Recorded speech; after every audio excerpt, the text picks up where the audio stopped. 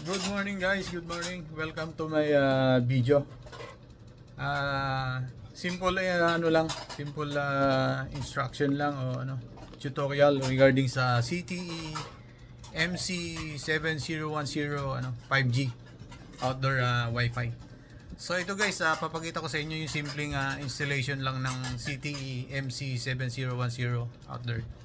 So ito yung outdoor natin na CTE 5G MC7010.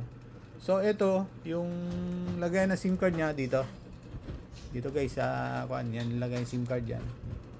Nano SIM card ang ilalagay diyan guys. So ito naman yung LAN cable 4, yung power niya. Nakakonect dito sa PoE adapter dito sa RJ45 number 2. Diyan mo i-plug yung power supply ng CTE MC7010 natin para magka-power. Ito naman guys yung RJ45 sa LAN cable. Ito yung kukonek sa PC mo o laptop. Kung direct ka mag-kukonek sa PC o laptop mo, pwede.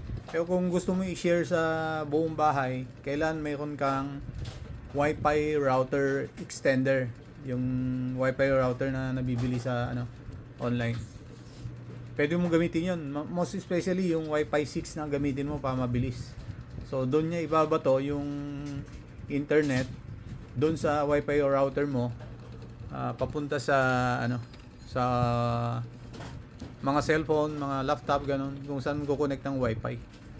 So yun lang yung simpleng tutorial for CTE 5G MC7010 outdoor natin.